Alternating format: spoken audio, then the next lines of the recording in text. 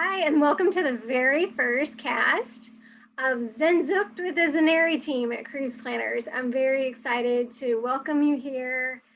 Each week, we have some super fun travel information to share with you, and we'll be talking about some travel tidbits, some travel news in the industry.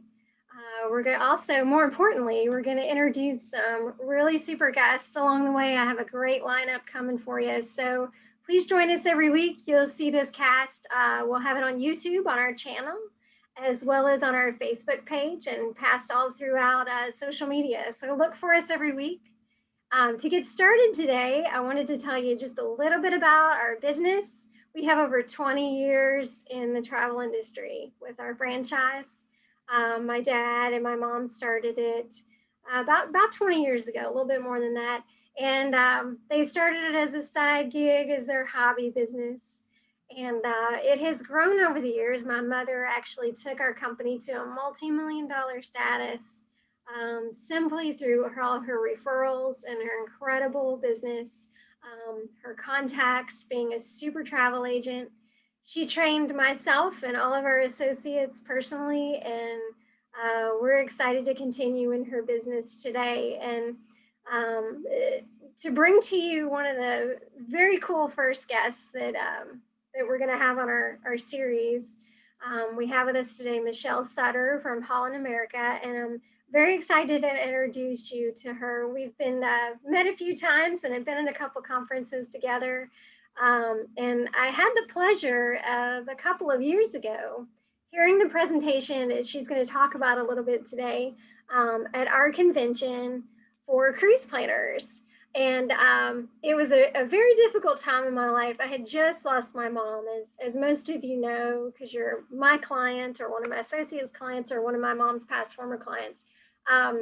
I lost her a couple of years ago, sadly, unexpectedly, and I had to continue this business without her. And I was very, very nervous about this.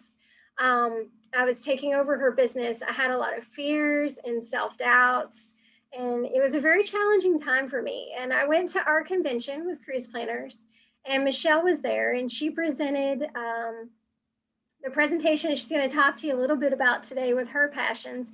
And it really inspired me, and I wanted to share with you some of the premises that she lives in her life and that this is founded on. So welcome, Michelle. I'm so glad you're here today. Tell us a little bit about yourself. Thank you so much, Melissa, for having me and for giving me this opportunity to connect with you and your audience.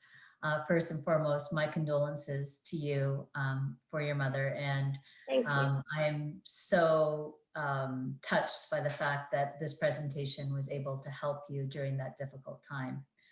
But first, before we talk about the presentation, you wanted to know a little bit about myself. I share this slide whenever I hire new team members.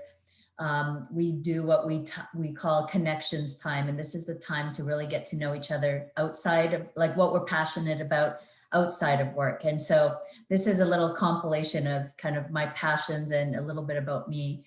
So really the quote I have there, I have listed because it's really centered around everything that's important to me is in how I can make a positive impact in other people's lives, whether that's through my daughters that you see on the screen with me, Ciela and Allegra, or with my team members that you see on the far right-hand corner, or when I'm playing soccer, or I'm connecting with advisors like yourself through the masterminds that we have.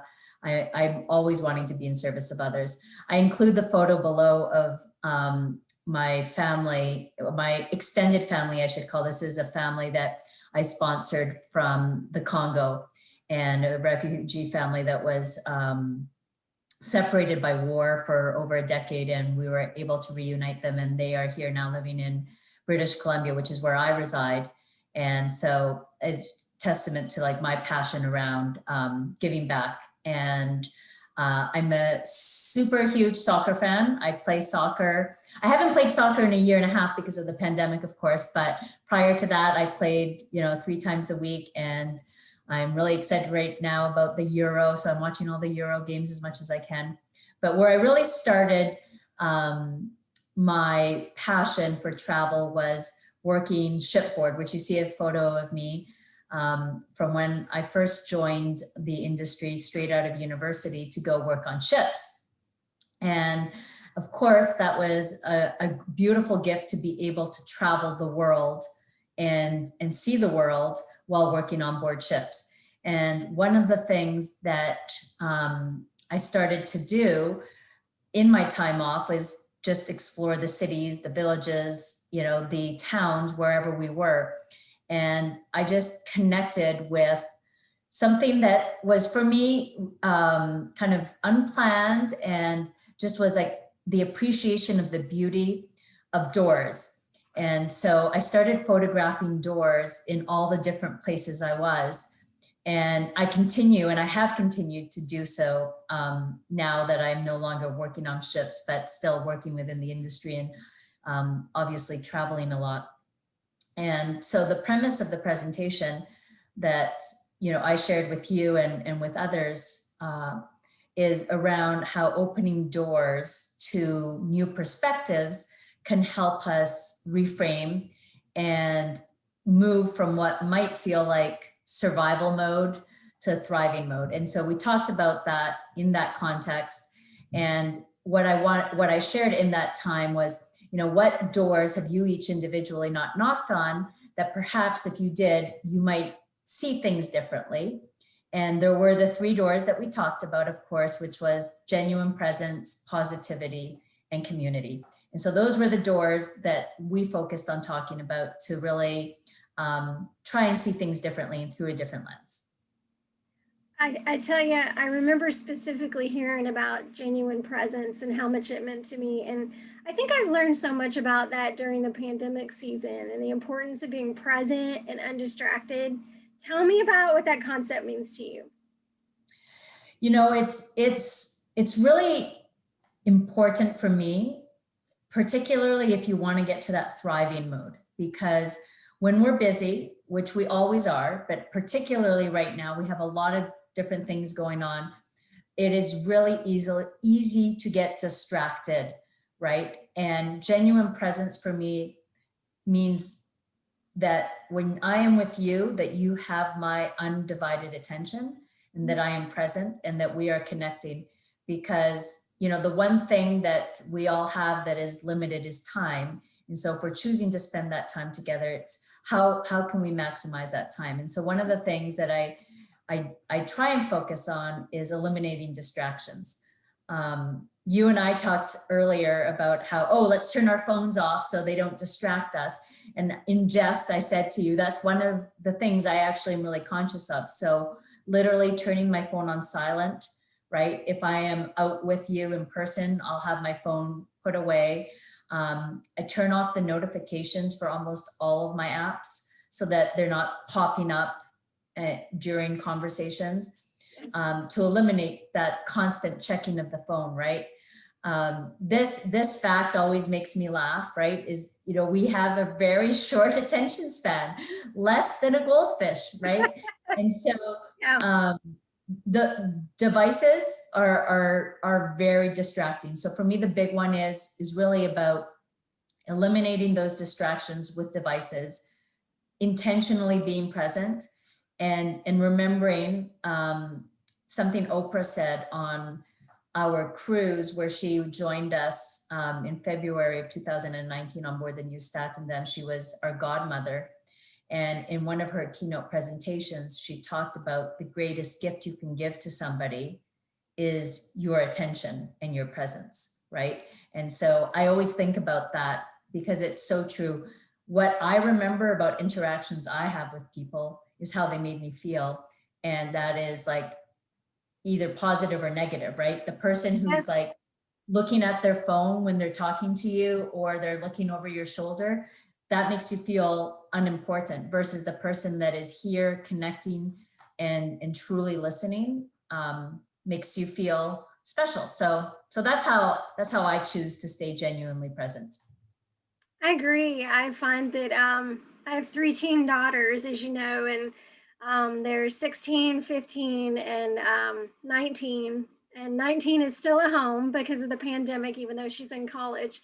but they say to me often, are you paying attention? And there are times that I don't even realize that I am distracted. And so they really like to reel me in.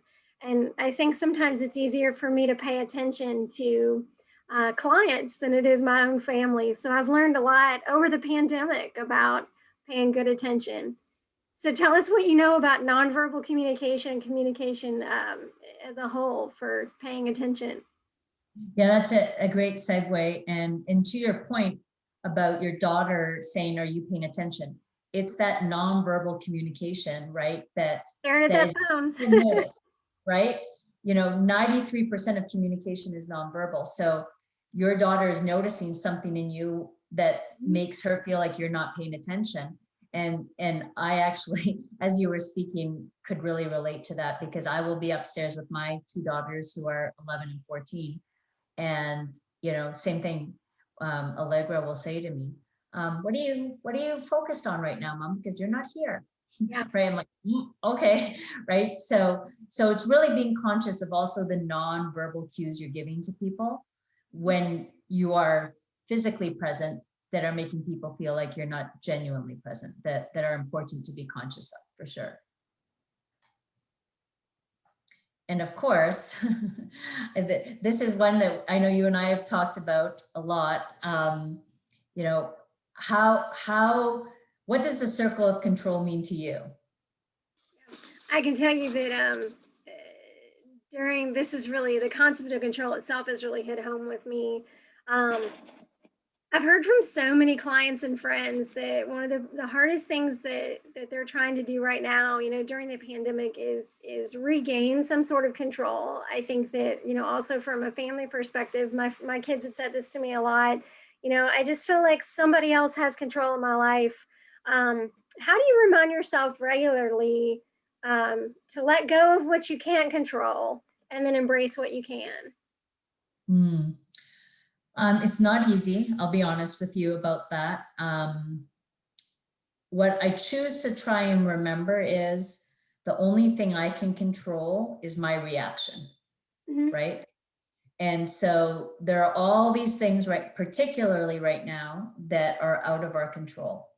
So it's, how am I going to direct my energy, right? And so one of the challenges I've had during the last year and a half, or however long it's been, is the struggle that I've had with not being able to travel, because I've traveled my whole life and very frequently. And that I didn't realize until now how much that impacted kind of like my happiness quotient, if you will, or my equilibrium. Like, I just don't feel like I'm complete without it.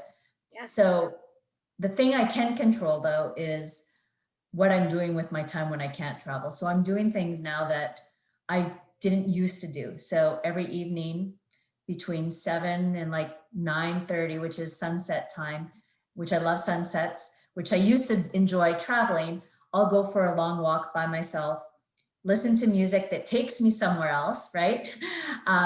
Like some trip or memory, and watch the sunset. So no, I'm not traveling, but that, how I react to the fact that I can't, is really what I'm trying to focus on, is controlling that, and finding other ways to enjoy the small things that maybe we haven't been enjoying as much in the past. Yeah. What's your favorite sunset you've ever seen?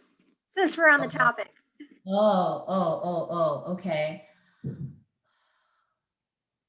That's a tough one. It is a tough one, but I'm going to answer the question.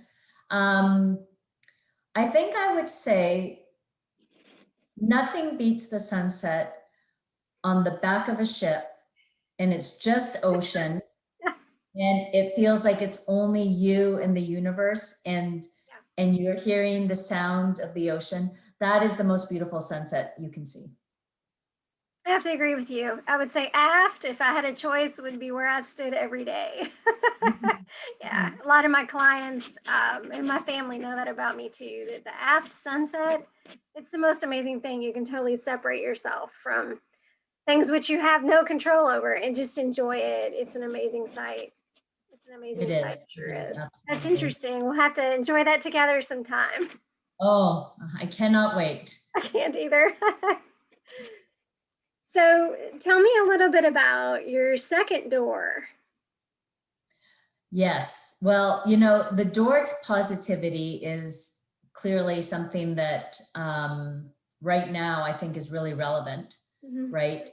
Because there has been so much negativity in the context of what people have suffered, whether it's been financial loss, Yeah. their health, just all the different restrictions and challenges and social issues that have been happening. So staying focused on positivity is key. And so in full transparency, this is something that has not been easy for me during the last year and a half. There have been times where I have definitely been, sucked in by the vortex of like, this is terrible. But what I'd like to try and focus on like our micro steps, if you will, around small wins, right? And how, again, kind of segueing from what we were talking about, the circle of control is controlling my reaction. So knowing that going into a conversation, it's easy to lament, you know, there was the time when we were all lamenting getting toilet paper was such a challenge, right? So, intentionally starting conversations with positivity.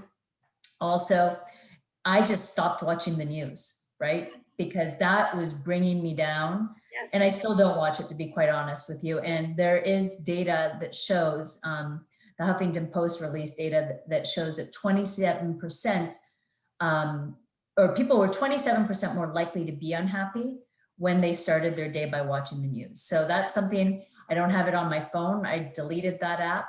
And instead, I focus on some of these apps or these sites where they share good news, where still news about the pandemic, but stories of kindness or compassion or human spirit that make you smile versus make you feel like, oh, this is so heavy.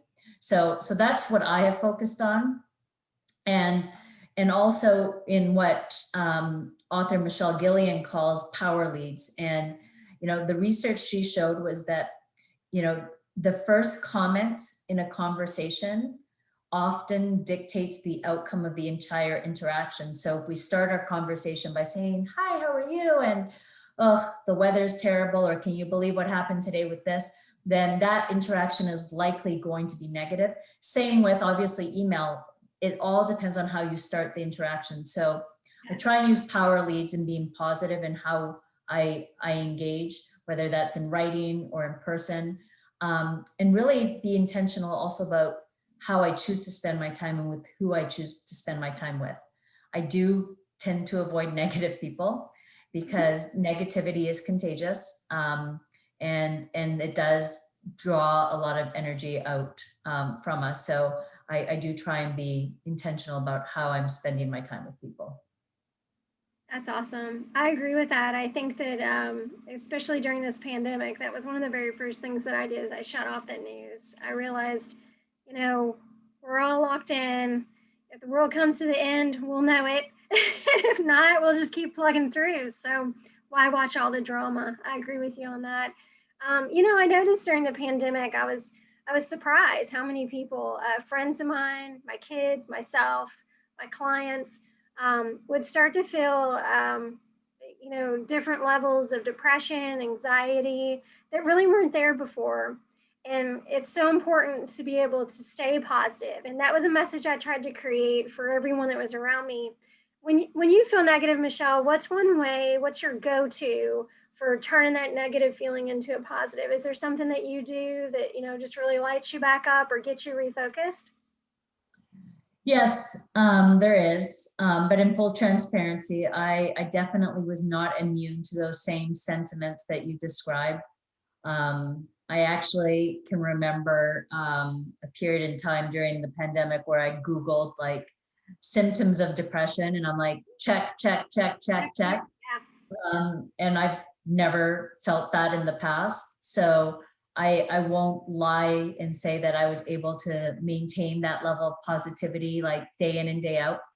But one thing that was helpful was, or that I do find helpful in general, and I do this on an ongoing basis, is there's an author which you're familiar with because we've read this book together, Sean Acor, The Happiness Advantage. And one of his happiness tips is around journaling your gratitude and reframing the negative into positive.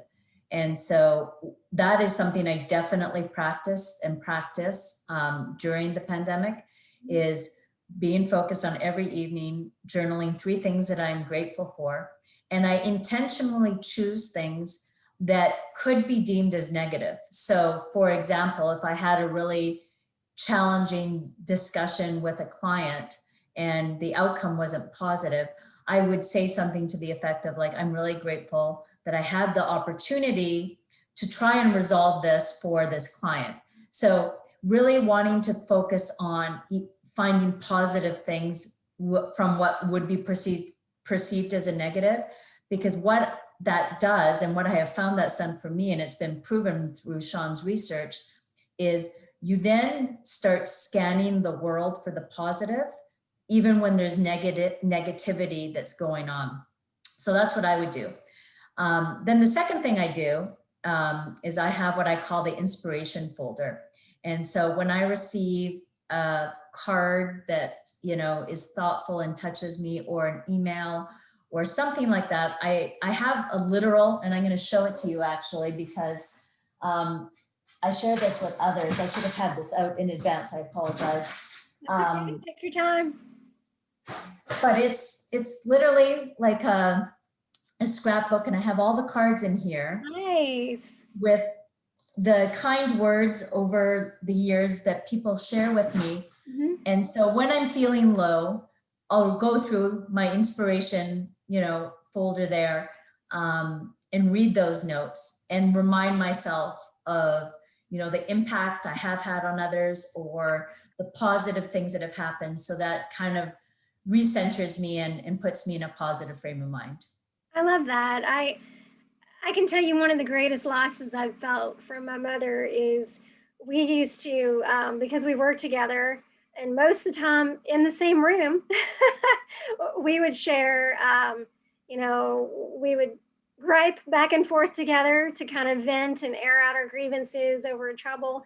But then we made points of encouraging each other that way.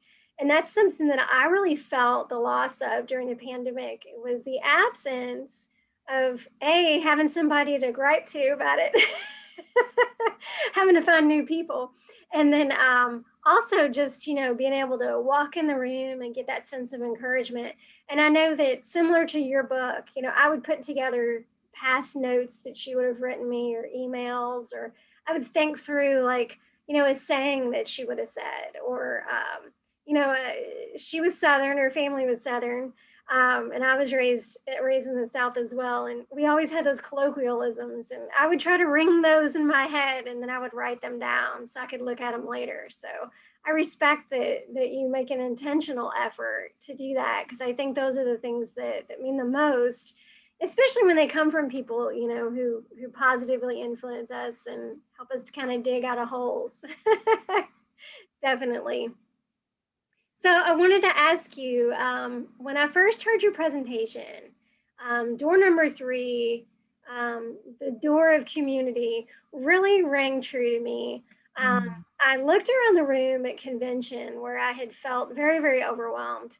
And I realized I was among the best of the best, the most successful in the industry of coworkers and friends. And all I had to do was just reach out to build those relationships at home and at work. And it really helped me to focus. Like I said, during that time when I came to convention, I saw your presentation, and I suddenly went from feeling like I had to conquer the world alone and without my mother, to having this whole room and this whole community of support. So I definitely can can really grasp on in your presentation to your idea of community, and it really made all the difference to me. So tell me a little bit about what you told me that day. Yes, absolutely. Well, you started it really beautifully with the story of your mother, right? And that, was part of your sense of community. And our circle of community is what gives us strength. We are social creatures. And without people, we don't thrive. So and to your point of being in that room and looking at your peers and looking at the strength that you were surrounded by, it's really important to be intentional about how you connect with your community. So whether you choose to create a book club so that you can connect with others like we have over the past year and a bit, or whether it's, setting time aside weekly to just say, you know what, I'm going to reach out to one new colleague per week. Or, one thing I do is I have a gratitude time set out on Fridays where I will intentionally use that time to reach out to people either in an email or in a handwritten card or in a phone call to just say thank you for whatever it is that they have been able to be of service with myself. But it's really being conscious of the importance of community, but then also being intentional about how you grow that and maintain that, and how you choose to spend your time, right? So sometimes if I have a choice of doing this or that, but this will allow me to connect with people and this won't, well, I'll choose this, right?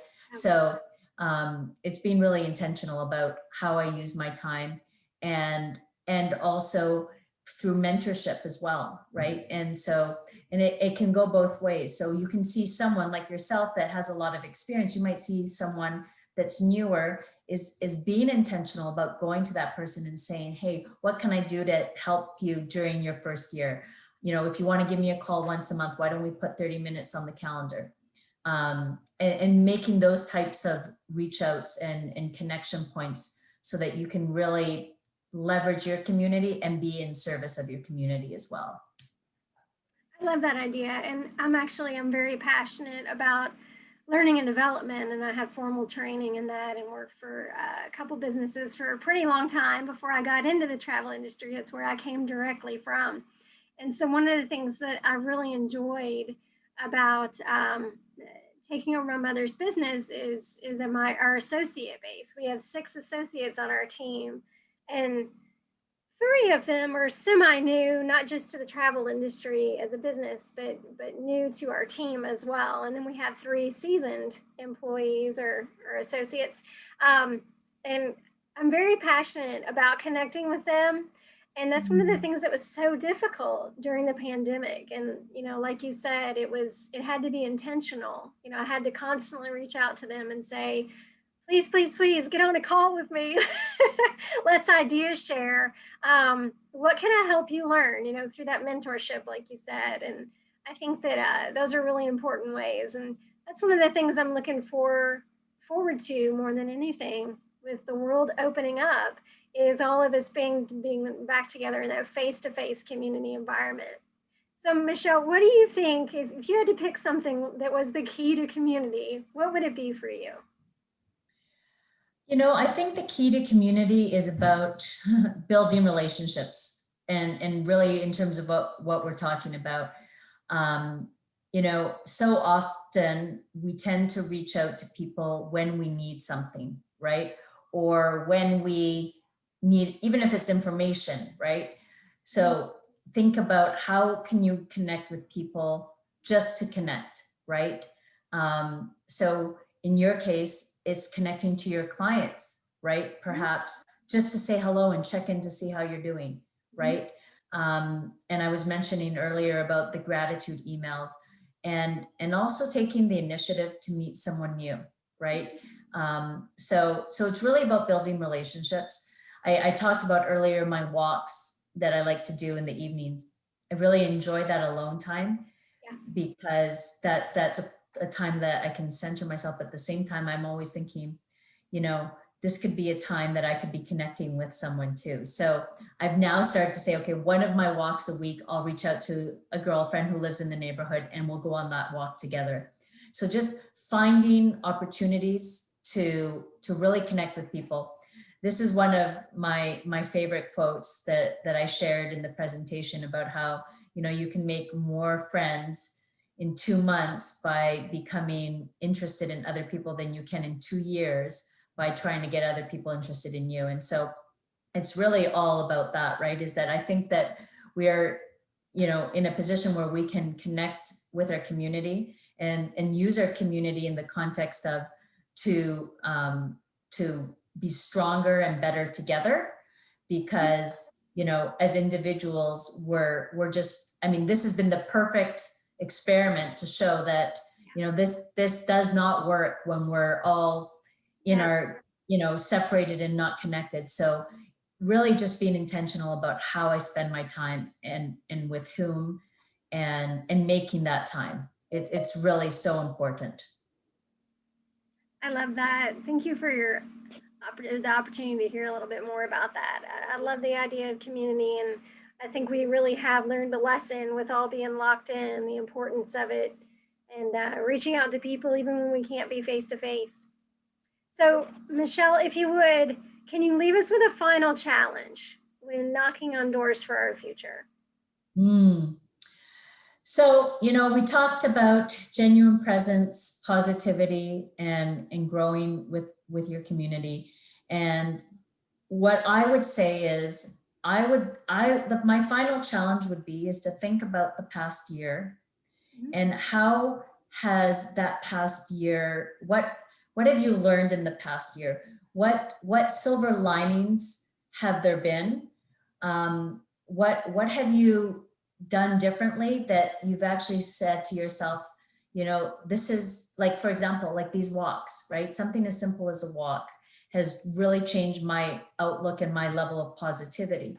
So I would challenge you all to think about identifying one silver lining or learning from this year that's different or new, and keeping up with that moving forward. Because once we get to the new normal, it's going to be really easy to slip back into old routines and put things aside. But I believe that we have all found an appreciation for smaller things and for the beauty of things that we may have taken for granted in the past. And so to really continue that appreciation for those things that we've taken for granted in the past. I love that. And I think that's a really not only a good challenge, but for now, but also for life. I think it's important, to take time every day to consider what's most important and keep focused on that and keep it the center of our life's focus.